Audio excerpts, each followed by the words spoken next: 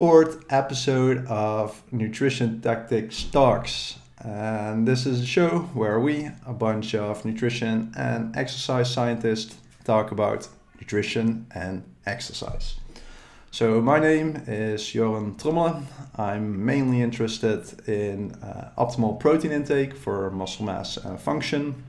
We have Milan Betts, who's mostly interested on optimizing muscle metabolism through increasing blood flow to the muscles. We have Alejandra, who I call Floof, who's mostly interested in keeping older adults healthy and fit through training and nutrition. And we have Cas Fuchs, who uses advanced scanning methods to measure muscle mass and function. So the topic of today is creatine. Cas, you just mentioned you're using creatine, so can you briefly cover what it is and why you take it?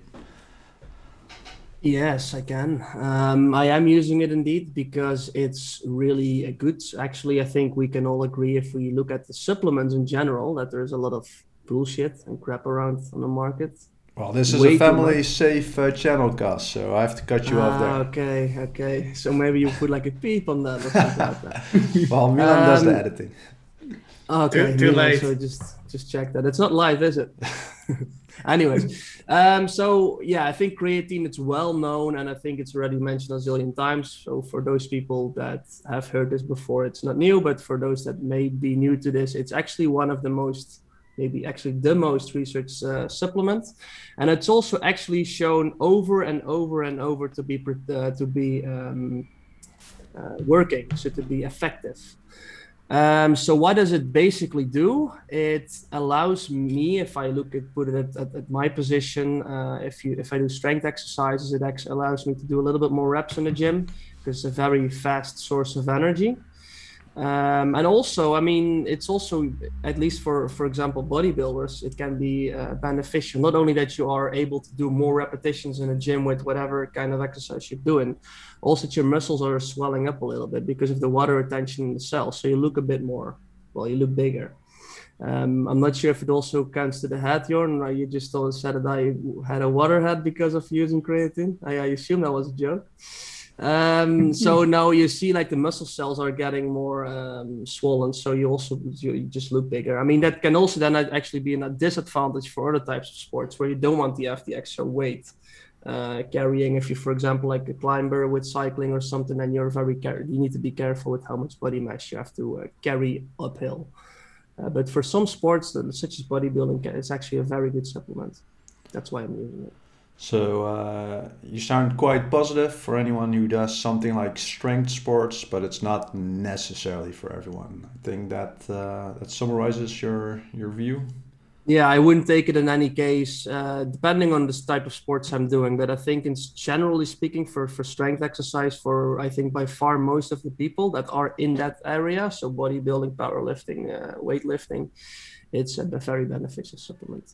But you also do a bit of mountain biking, right? So I used to with Milan, but then actually it's a long time ago, Milan. Maybe we should do that again at some point. But We should join. yeah, nothing goes over bodybuilding, so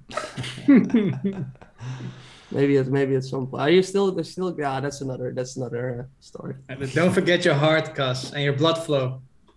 I'll All those take care of capillaries. that. That's true. Milan trying to hijack the show with blood flow. So Alejandra, could you tell us a little bit more about why the heck Cas thinks he can do more reps with creatine?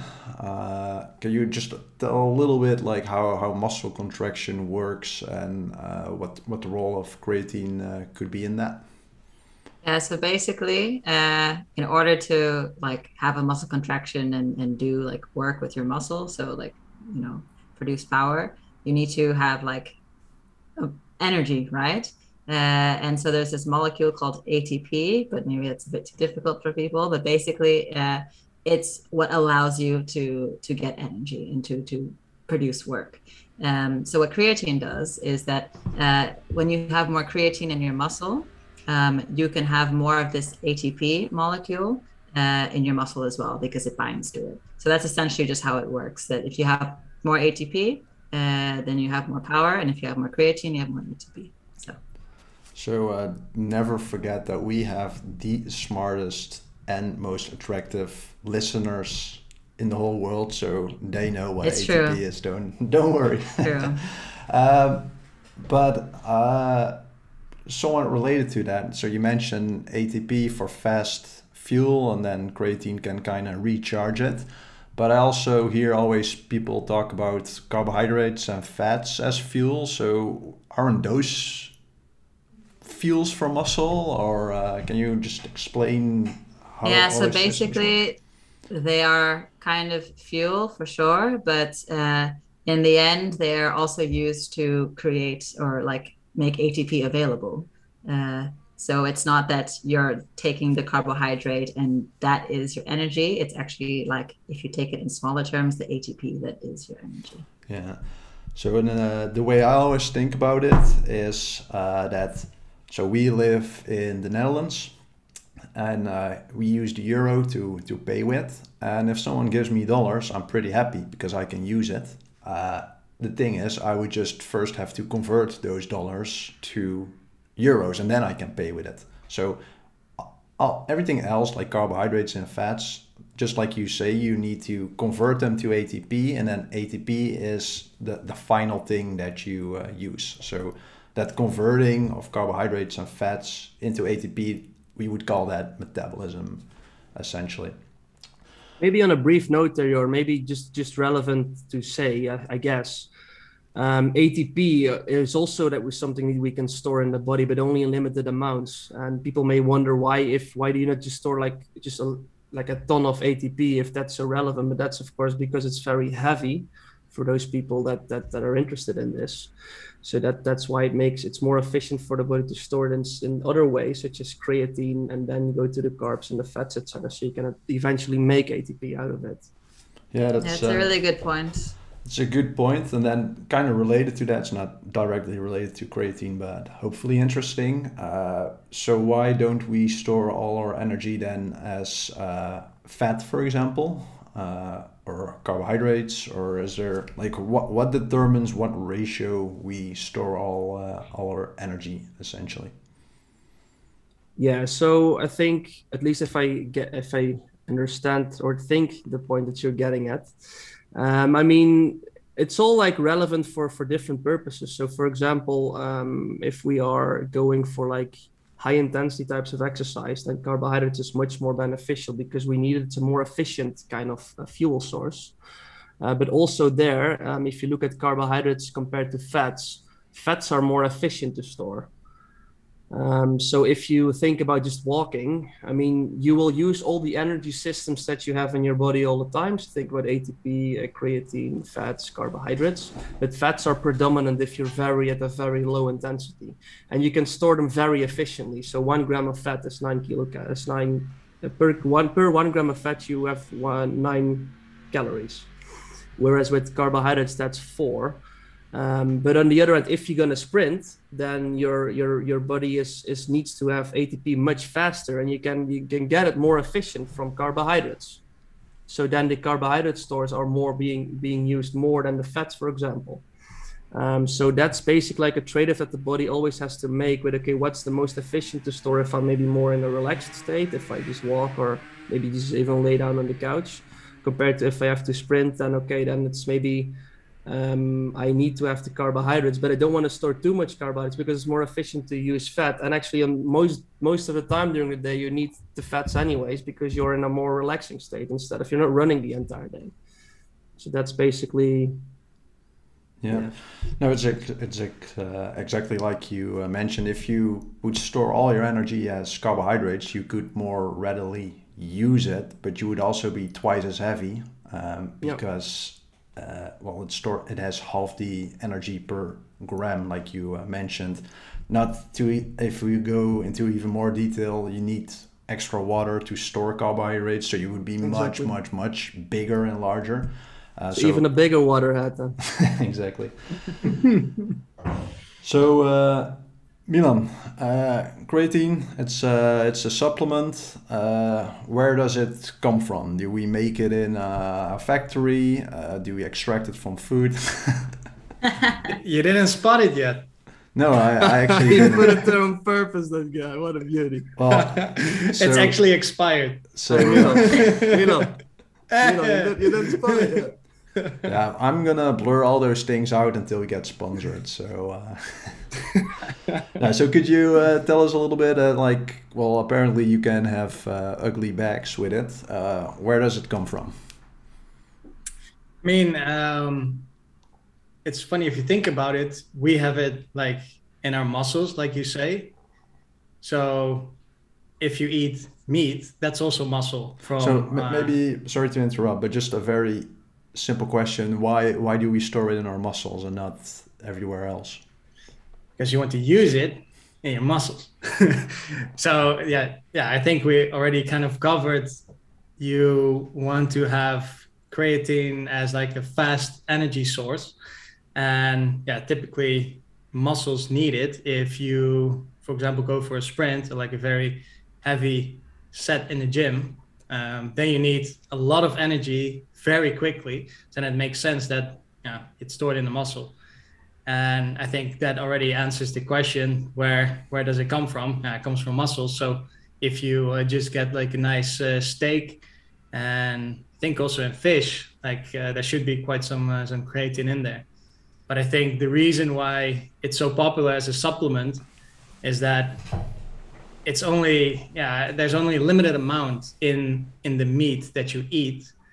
And apparently you can still increase your creatine levels by supplementing, or otherwise you would have to like eat a couple kilo of meat every day. Like that's not really realistic, I think. Like we did last Tuesday. Exactly. So for the viewers, nice barbecue. For the viewers, we had a barbecue earlier this week, and we were weighing how much meat everyone ate, and well, I can't give you the numbers, but it was impressive for some of us. Gus. So Milan, if I understand correctly, you're saying there's a little bit in our nutrition, but not enough to get the optimal amount. And since it's mostly in meat, then if I think in the other direction, does that mean that vegetarians and vegans are lower in creatine because they don't eat meat? Yeah, definitely. And I think also some studies have shown that especially in vegetarians, creatine is even more effective, just because their natural body storage of creatine is quite low. So I think especially if you're like a vegan or a vegetarian bodybuilder or sprinter or like explosive kind of athlete, then I would probably supplement with creatine. Yeah, so now that, so the increase in muscle creatine is higher in vegetarians. I think that's what you're saying. But does that mean there's like a limit, like a maximum amount of creatine you can store in your muscles, or is it everyone can get plus 20, for example? No, I do think there's a limit. Like I'm not sure how much exactly, but I think some people, maybe if you already eat quite some meat, or maybe just genetics, I'm not really sure, but I think some people can be already quite close to the limit. I think that's also why you sometimes see like responders versus non-responders. So I do think that some people naturally are quite high, and if you then supplement it, maybe it's not much of a difference, but it's pretty difficult to really know, I think, if you are naturally high in creatine or not. And I mean, typically if you take like a new supplement, you're gonna have a placebo effect for sure. So I mean, I think it's probably impossible to know, or just take a muscle biopsy and measure it. Yeah. So you mentioned with a lot of meat you can get some creatine. I'm just wondering what amounts of creatine would you take in a supplement? Like how long would that bag last you if you actually ever took it? It's been sitting over there. Well, actually not even over there. It was like somewhere in there. So you really put it for this. Yeah, for you're this. shilling. Yeah, I did. Show off. I mean, yeah, it depends. I think depends on how you supplement it. I think typically over the long term, you take like a couple grams per day. But sometimes if you want to like increase your creatine levels quickly, you can do like a loading phase. Then you take like 20 grams per day for like a week or something. So I think then, yeah, with that rate, you use a bag like that pretty quickly. But I think usually after that loading phase, just a couple grams per day. Yeah, it's not that much actually. You can with a bag like this. Yeah, that's a small one. I think it's like half a kilo or something.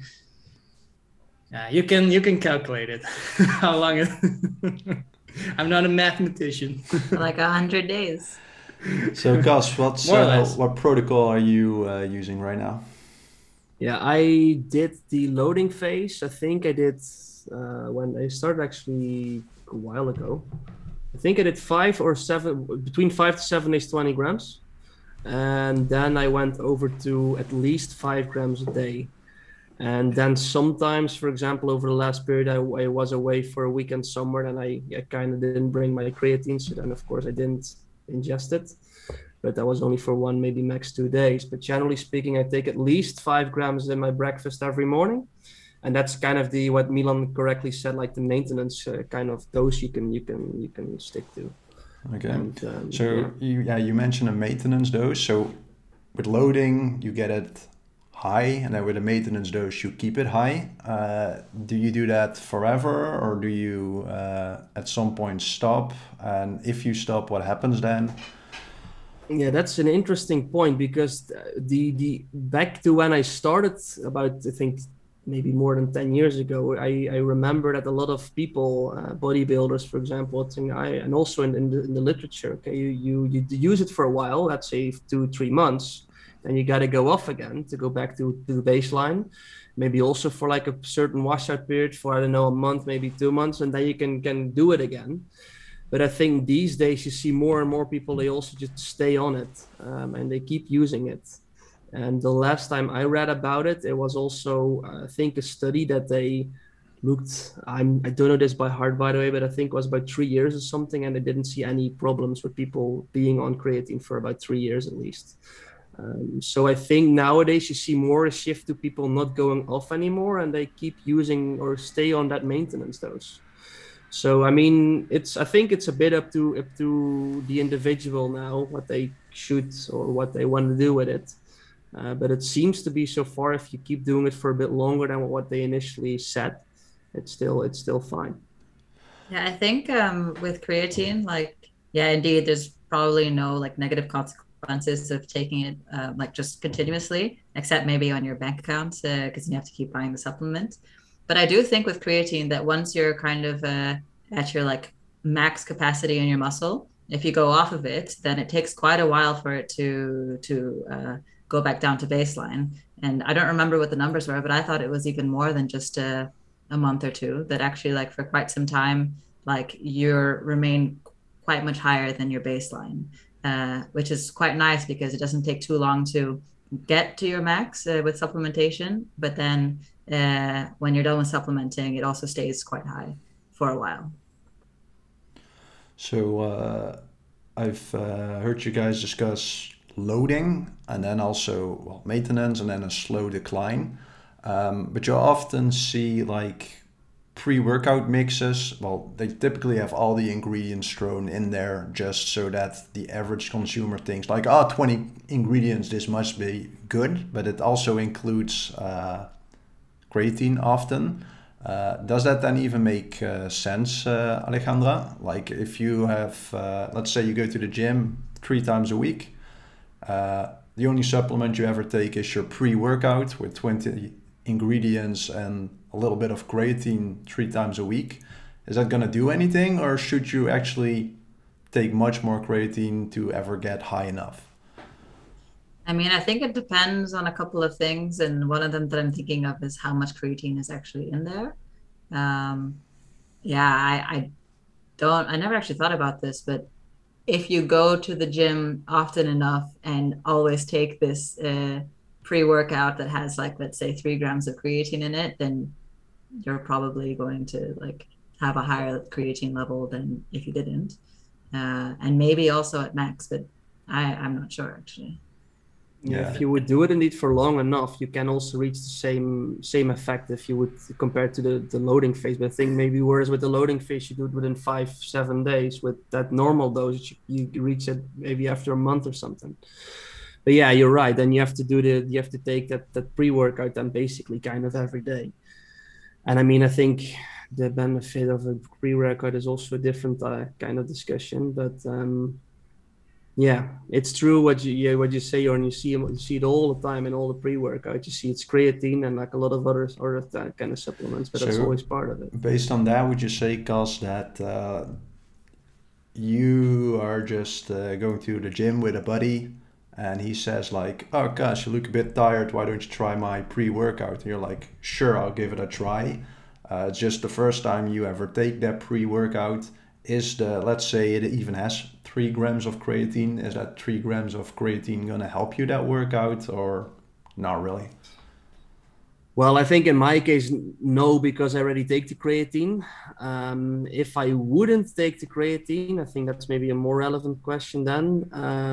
I doubt it. I doubt that short, fast, I doubt that will give me the benefit during a training if I would, because you take it always right before. So I don't believe that will be of any benefit now.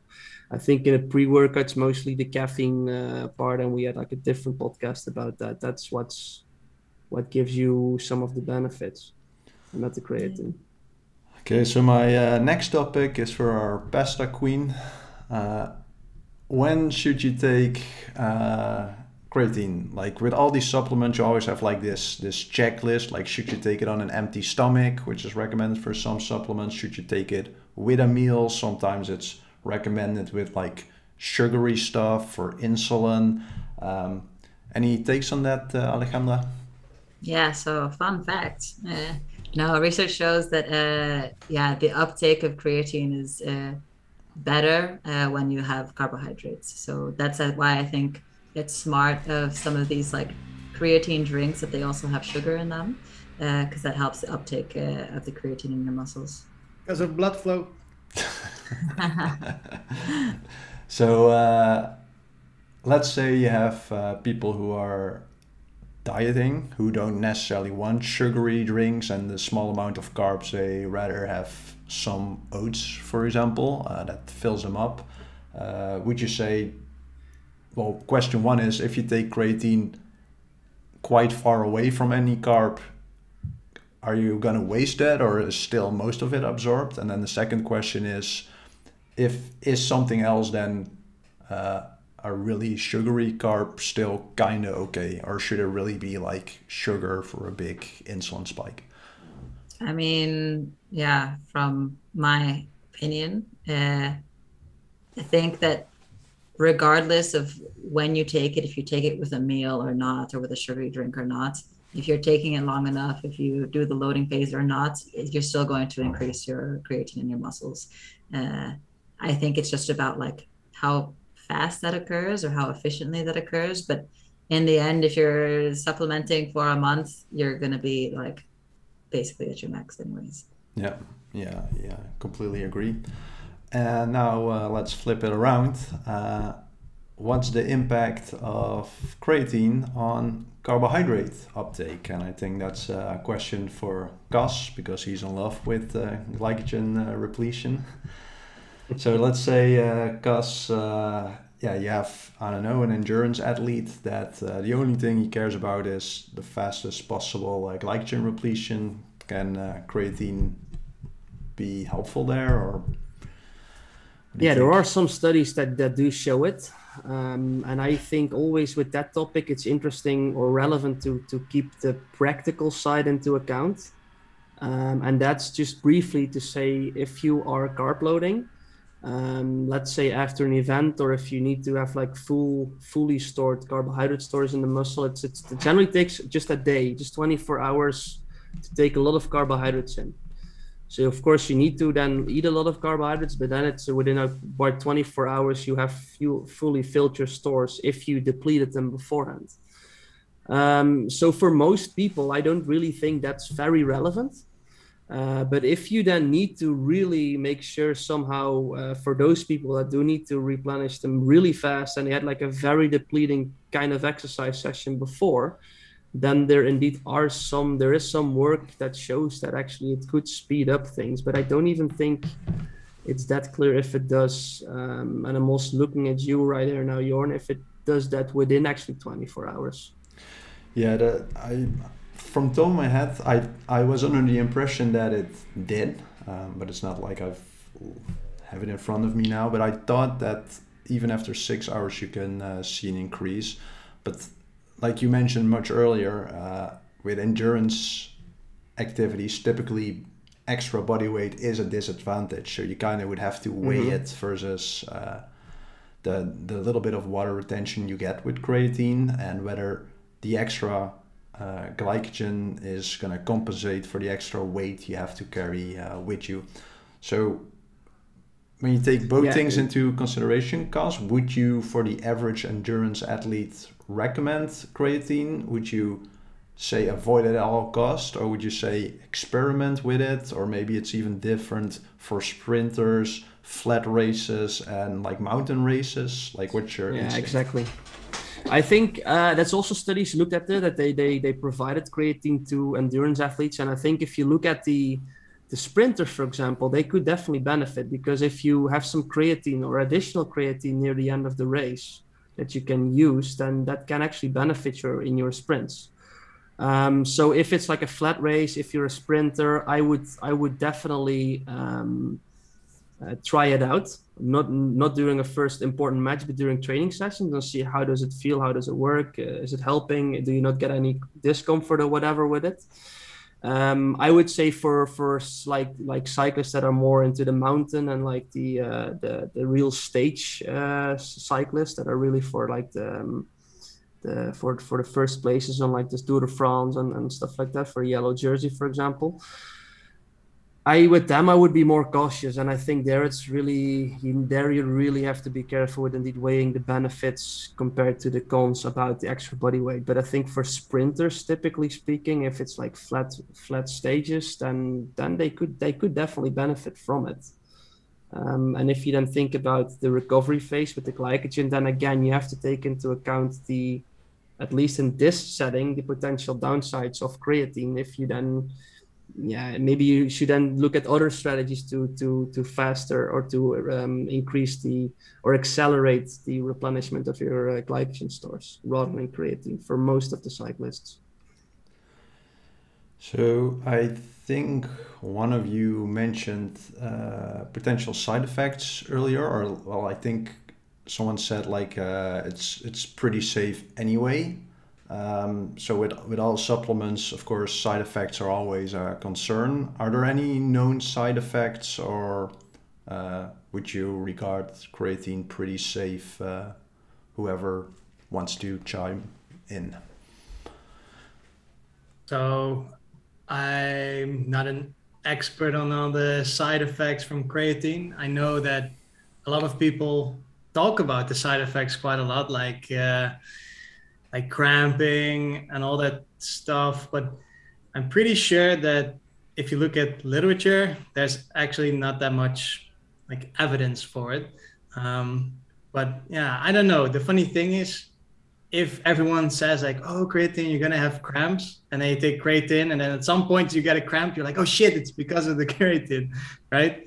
So yeah, I'm not sure, but I don't think there's a lot of side effects. I think sometimes people say that there are other side effects, but I can't really remember. Usually they say cramps, but I think you're right, Milan. It's kind of not only anecdotally. Sometimes people say you get a water head from it, but other than that, I think it's. I think that's why Milan stopped taking the creatine, because his head is big enough. Yeah, your head does look a little bit more normal now. Thank you. That's why I have to keep taking. Otherwise, my head is actually way too small. Now it's kind of normal. True. Yeah, so with respect to the cramping, if you just look in the literature, there's just no evidence for it. I think where it might have come from is because people hear like, oh yeah, something with water retention, so creatine shifts water around in the body, and isn't that like dehydration is always linked to cramps? But if anything, creatine draws water to the muscle, so it should be the opposite. So yeah, there mechanistically, I see no reason why there would be cramp, unless the underlying logic from someone was, well, more energy in the muscle, so when my muscle has too much energy, it needs to get rid of it, and there's a cramp. Like, God knows where all these ideas come from. There's just no evidence for it. There's one other very popular, let's call it myth, and that is that creatine is very bad for the kidneys. Since none of you commented on it, I think you all disagree with that one. Yep. Yeah, so the kidneys do clear creatine from the blood, for example, but healthy kidneys have absolutely no issue with that whatsoever. So again, there's just no evidence that any healthy person would have any issue with that. People with existing kidney disease, it might be a different story, but it would be a different story for many nutrients. Even something simple as protein, they would have to be more careful with, while healthy people, all those things are no issue. I actually have a funny story about that, because during my bachelor, the biomedical sciences, at some point we had to like measure our own creatinine levels, which is like a product from creatine, and it's like secreted in your urine. So we had to measure that in our own urine. So I had to like pee in the cup and whatever, and like pipette and all that kind of stuff. And I think at that point I already stopped taking creatine for like a couple months. And I also I didn't think about it at all. So we were measuring and that kind of stuff, and like the machine just gave like an error. I was like, I didn't get it. Like, I think I did all the steps right, you know? And then I asked like the person guiding the practical, and said, I don't get it. She said like, maybe you need to like dilute it a bit. So I like diluted it 10 times, and then it gave a different error. And she said, I think the level is too high to measure. And she was like, you don't have kidney problems? I was like, no, not that I know of. And I was like, oh shit, wait, I did take like creatine for a very long time. And then I hope that's why it was still elevated. And then I ended up using data from someone else because I just couldn't measure mine. So yeah, that was a bit scary. Yeah, in let's call it athletes, a lot of routine lab tests, they don't work as well. You have creatinine, so a metabolite of creatine is a common one, as you just described. Another one related is creatine kinase. Floof, are you familiar with that one? Yes, but what are you getting? So do you know like what it's sometimes used for as a marker, and would you regard it as a good or a bad marker, or are you not familiar with it? I don't feel comfortable enough with my knowledge on this one. It's for muscle damage. So what they typically say, if you have muscle damage, that you get a leakage of the creatine kinase, which is like that quite a big kind of protein indeed that in your muscle, and if it's leaking, then that would be considered as a marker of muscle damage. But it's actually not such a great marker. I mean, it's used, and you still see a lot in literature because it's relatively easy to take, obviously, a blood sample. Sorry, Siri is thinking I am talking to her, but I'm not.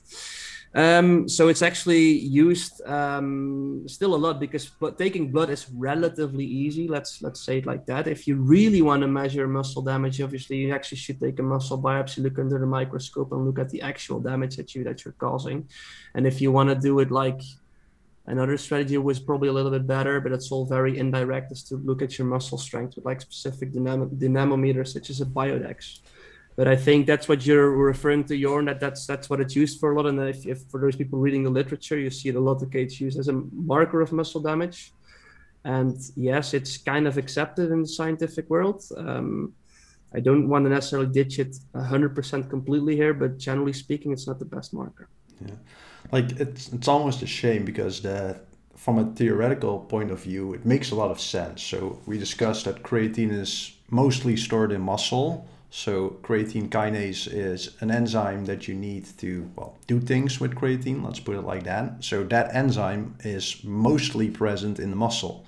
So if you find it all of a sudden in high concentrations in your blood, like why did it end up there? And it's like Gus said, it leaked from damaged muscle tissue. So it makes a lot of sense. So I almost want it to work because it just makes a lot of sense. But in practice, like if you see a lot of creatine kinase, it's more like an indication like, okay, maybe something happened, maybe there's some muscle damage, but it's definitely not the case that if one person has it twice as high as someone else, that he had 2 times as much muscle damage.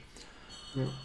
Another thing that I think it was you, Alejandra, that you covered was that creatine can hurt your bank account. So there are all kinds of creatines, like probably like 50 plus. Do they all work? Is one better than the other? I know that the prices are all over the place. Do you have any recommendations for the listeners? Which one you would recommend?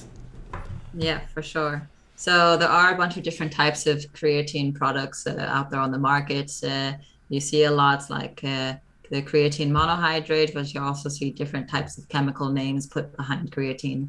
And they all do have creatine in it. So theoretically, they will all get you to the place where you want to be.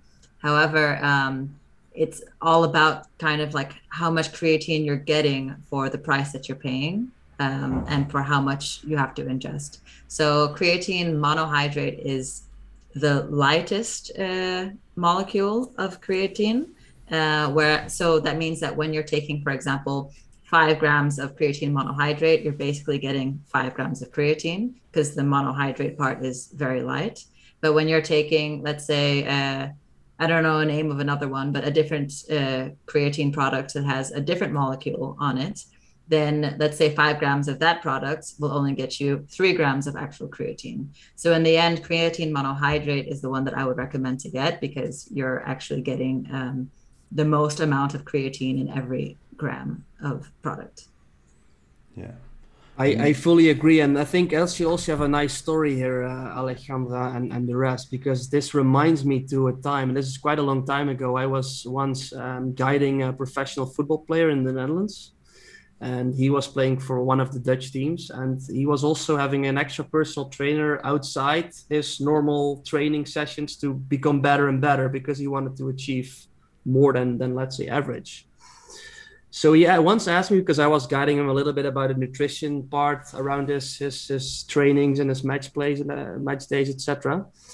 And then he once said, hey, do you want to join me? Because I'm going to go to the personal trainer like this day. And every week he went there and was like in a different city in the Netherlands, quite a drive from let's back then I was living near Eindhoven.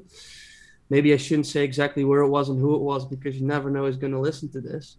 But I was there and I went to that gym from a personal trainer who also worked previously for quite some professional Dutch football teams. And he was at some point saying that, Cas, what do you think about this kind of creatine? And then I can't even remember which one it was because it's probably not 10 years, but a long time ago. And it wasn't creatine monohydrate, it was creatine ester something. With like a lot of creatine ethyl ester, that one. Something like that. He was like, because this is much better absorbed and this is faster and it doesn't give you the water retention and all that stuff. And he was having a list of things why it was better than the normal monohydrate. And I was like, what are you talking about? But he was so serious and so like, without any doubt saying, Cas, this is better because this. There was no doubt, not even kind of a question. Well, this is the case. This is already 100% true. So shall we maybe not give it to him? And I was like, what am I going? Because you still, you kind of want to still be nice and kind of say, yeah, you're actually wrong. But I'm trying to just explain how it was, but I think what's the main message here is that the marketing is very strong on some kinds of creatine. So for those people looking online, which is what he did, they read like, okay, this is better than the average normal creatine because of this and this and this reason. And if you don't look further and you don't really try to understand how it works, then it's easy to believe that. And then a lot of people believe that this more expensive creatine is better because it doesn't have the, let's say, disadvantages of normal creatine, if you can consider them. But for example, water retention again can be disadvantage for some athletes. So I wonder with that, like the whole claim of you don't get water retention, where do they even, like, how can they even market it like that? That's what I mean. Yeah, they just state it. They say like it's better absorbed, it's better this, it's better that. Yeah, people say so many things about the supplements. Google on a supplement and you see a list of why it's epic and why it's better than the average and why it's better than the brand from why it's better than that brand, etc., etc. Although the ethyl ester, it does cure cancer, so I guess. And maybe if it prevents water hats, then I think also for other people it could be like option. For certain people, you know. And only the people with small hats, they can consider just a normal monohydrate to get like a normal hat. But exactly. You guys. Jorn, you started this. You started the water hat part. I just find it funny. So, anything we missed? Anything you feel we should discuss, or that we cover most of it? Otherwise, we'll have a look what chat had to say and some good comments this time. Yeah, the last thing that I actually wanted to mention, it's not super important, but when we were talking about side effects and dehydration, like I have heard from people who take creatine that they say that they feel thirsty. So I'm wondering what you guys think about that one. Yeah, and maybe if I can ask one more question right before this, or well, actually after this, but just to answer that first. Are you guys also using creatine now, or have you in the past? I think you did, all of you, right? Yeah. Okay, so then that's maybe interesting, and every one of us should be able to answer this question. So, Jorn or Milan, are you getting thirsty from using creatine? Well, no, I don't think so, because typically you take it with water anyway. So if I would take the same amount of salt as creatine, which is like known to make you thirsty, I would still have a net hydration effect. So yeah, it would need to make you very thirsty per gram because you take it with water. So I would say no. So it's not like salt? I don't think so. Yeah. I agree, but I also can't remember that I was feeling thirsty when I used it. Not at all. Oh, I have to agree there too. Maybe that's after like a nice piece of meat which has creatine, you always want like a drink with it. No. I also can't really tell that when having creatine that I feel more thirsty than normal. But did you have that experience, Ali? A little bit, but I can't say where it's from, because it could also be that if I'm exercising like more, then I'm taking creatine, but I'm also sweating more because I'm exercising, so then I'm thirsty. Or because of the hangover from the day before, from the night out. From all the barbecues. From all the barbecues in Luke's garden. Yeah. So since we mentioned the waterhead stuff so much, that reminds me of another topic.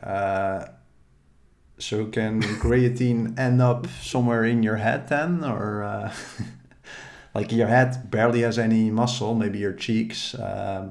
But of course, the most interesting part there is your brain. Can creatine do something for your brain? Yeah. Well, yeah. No, I thought Kas was going to take it away. But yeah, cognition, basically, like there's studies out there, at least that have shown that people, like, their cognitive skills are better if they have creatine. But yeah, I don't know what the evidence is on that currently. So does this also mean that if you eat vegetarian, that your cognition goes down? That's the real question. And if you would see someone a real waterhead with then having a lot of creatine is actually also because you think they must be smarter because they have bigger brains, but they actually are then also maybe smarter. Yeah, It's also a link you can maybe make. So, Gus, now that you have a normal size head because you know, you said before it was smaller, and now you're finally smart enough to have the PhD title, right? That's a potential theory. Yeah, I don't know if that's true. But So, well, like this brain, like Cas mentioned that creatine by far is the most researched supplement, has shown time and time again to work. So why haven't we figured this brain stuff out then? Like, why is that not a clear yes or no? Why do we know so little about it? so with the exercise, it's of course. But a lot of things, I mean, if you look at the muscle, we can take muscle biopsy. So we can really mechanistically look what's happening inside the muscle, how do the processes work, etc. But brain, obviously, you need to have more advanced techniques, such as MRI scan to get at least close to understanding how everything works. So it's much more difficult. Who is one of the few persons in the world who has high quality MRIs, knows how to use them? I'm referring to you, Cas. And then my next question is, so why haven't you given people the studies they want? Like, when are you going to do carnitine supplementation? Does it increase brain content, cognition, etc., etc.? Why are you keeping the people dumb, Cas? I don't have to tell you guys that science isn't the fastest procedure in the world. So well, maybe if everyone takes creatine, it can go much faster. True. You can work harder. You can think of better studies. Okay, let's have a look at the chat.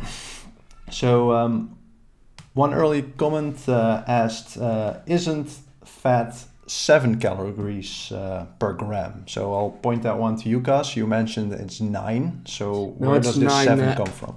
Alcohol is 7, so I think that's the confusion. Protein and carbs is 4, alcohol is 7, and fat is 9.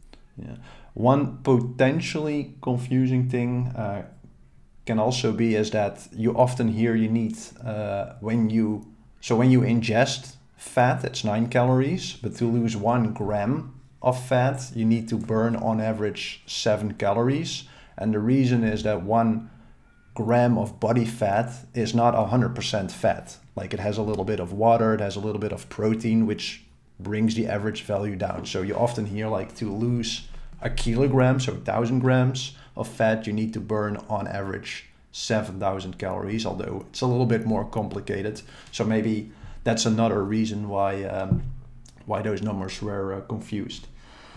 So this is not really a question, but it's definitely worthwhile to mention. Chat seems to agree that the guy in the upper right corner is hot as fuck.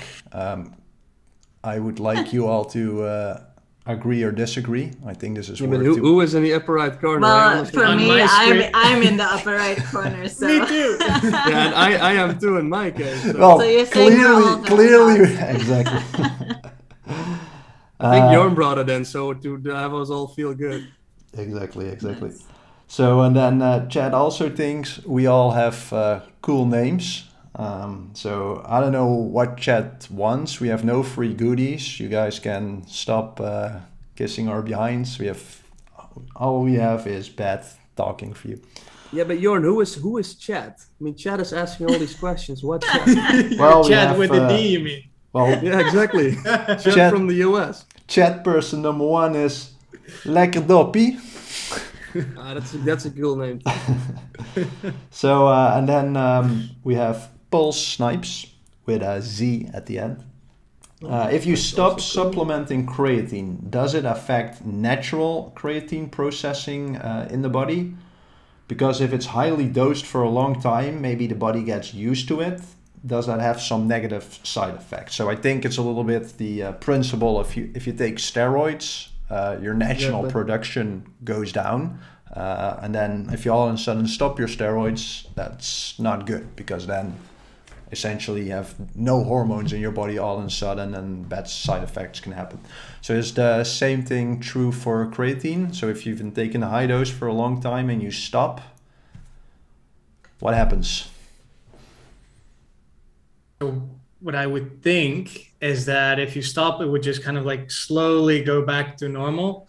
But as far as I know, you don't really like produce your own creatine. I think it's just generally naturally present in your muscle as an energy source, and probably part of that is also maintained by nutrition. Yeah, so that's why vegetarians are lower, right? Your body does produce a little bit of creatine, like you have the capability, but the amount is very little. So during creatine supplementation, it's completely irrelevant to begin with, because even if it would go, if your own production would go down to zero, it doesn't matter, because what you take is so much more that it doesn't matter. But then the other thing is, like you mentioned, Milan, because it goes down so slowly, it's a very different situation than when you stop taking hormones, for example, because all of a sudden you stop taking them. Because it's so gradual, your body would probably adjust anyway. But Jorn, how is it produced then, or where, or?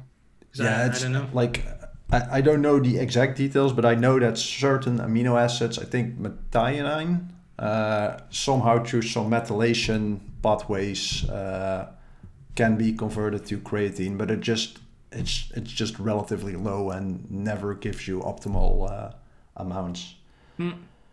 So in short, the answer is no. You don't have to worry about side effects. Then maybe one more thing.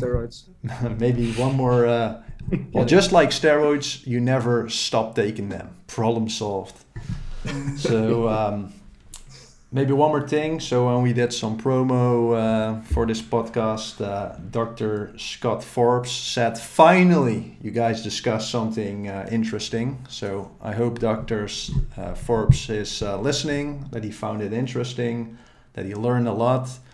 I know, maybe it's just good to say, Dr. Forbes will put it on YouTube so you can watch it again. On YouTube, you can even display it at 0.5x speed, so you can really study it in your own time.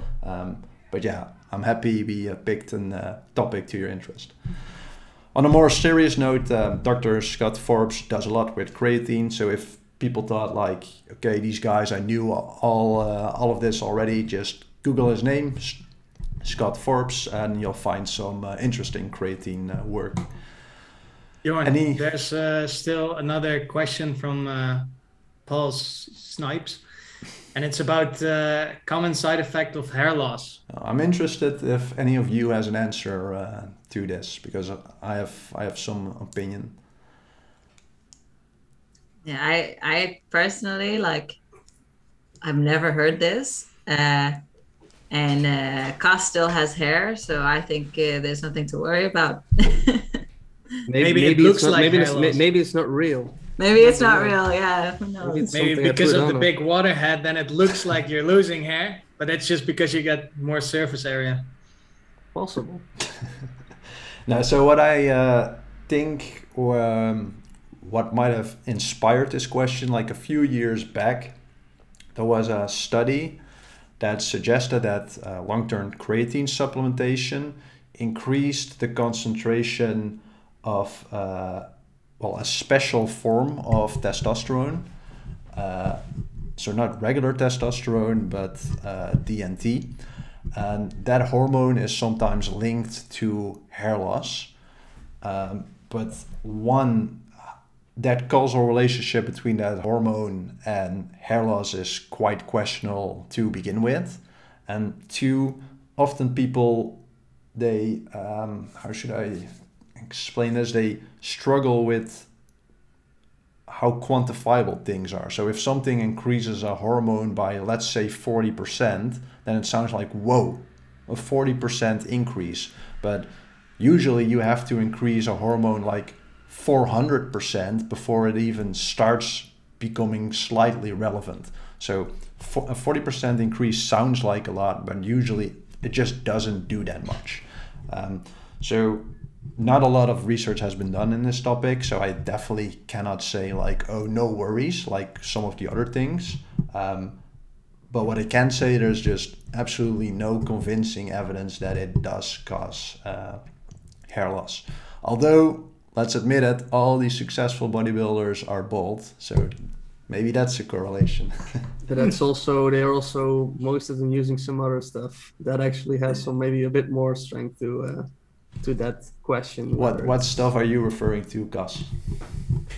So there are some steroids that if you take them, that actually. Are you telling me that my heroes are taking steroids? Not yours. Not yours. Okay. They're all natural. It's still real to me, damn it. But the posters that Milan has in his bedroom, they're all like on runs. All of those are. You mean all the guys in the Speedos? Exactly. Have you ever, just have posters of Gus in my bedroom. Yeah, exactly. That's what I'm saying. Have you guys ever seen that meme where like a grown man is like crying because it's something about like professional wrestling, so WWF, stuff like that, and he's like, it's still real to me, damn it. That's a little bit how you guys disillusioned me that some people might take steroids. Okay, I think that's a wrap for today.